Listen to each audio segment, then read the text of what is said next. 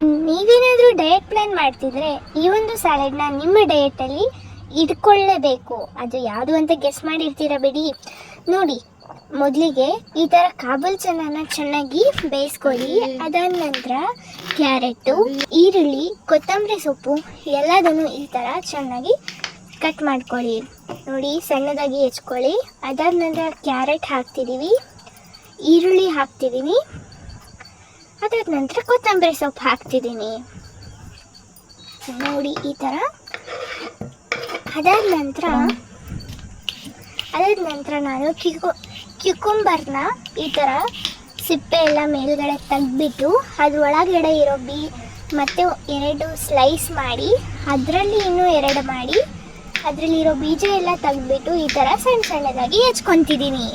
ನೋಡಿ, ಕ್ಯುಕುಂಬರ್ ಅಂತೂ ತುಂಬಾ ರುಚಿ ಕೊಡುತ್ತೆ ಸ್ಯಾಲೆಡ್ಗೆ. ನೋಡಿ, ಈ ಥರ ಸಣ್ಣದಾಗಿ ಹೆಚ್ಕೊಂಡು ನಾವು ಸ್ಯಾಲೆಡ್ ಒಳಗಡೆ ಹಾಕೋಣ.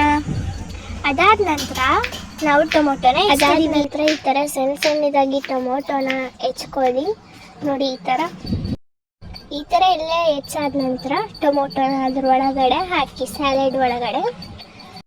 ನೋಡಿ, ಅದಾದ ನಂತರ ರುಚಿಗೆ ತಕ್ಕಷ್ಟು ಉಪ್ಪು, ನಿಮಗೆ ಉಪ್ಪನ್ನ ನೋಡ್ಕೊಂಡು ಹಾಕ್ಕೊಳ್ಳಿ. ಅದಾದಮೇಲೆ ಖಾರ ಪುಡಿ, ಸ್ವಲ್ಪ ನಿಂಬೆಹಣ್ಣು ಹಾಕಿದ್ರೆ ಹುಳಿ, ಖಾರ, ಉಪ್ಪು ಎಲ್ಲ ಕರೆಕ್ಟಾಗಿರುತ್ತೆ. ಸೊ ಹಾಗಾಗಿ ನಿಂಬೆಹಣ್ಣು ಹಾಕಿ ಈ ಥರ ಚೆನ್ನಾಗಿ ಕಲಸಿ.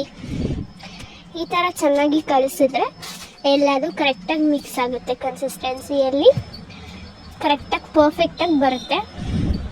ಇದನ್ನು ನೀವು ಮನೆಯಲ್ಲಿ ಈಸಿಯಾಗಿ ಮಾಡಿಕೊಂಡು 5 ನಿಮಿಷದಲ್ಲಿ ನಿಮ್ಮ ಫ್ಯಾಮಿಲಿ ಜೊತೆ ಎಂಜಾಯ್ ಮಾಡ್ಬೋದು. ಹಾಗೆ ಬಾಯ್.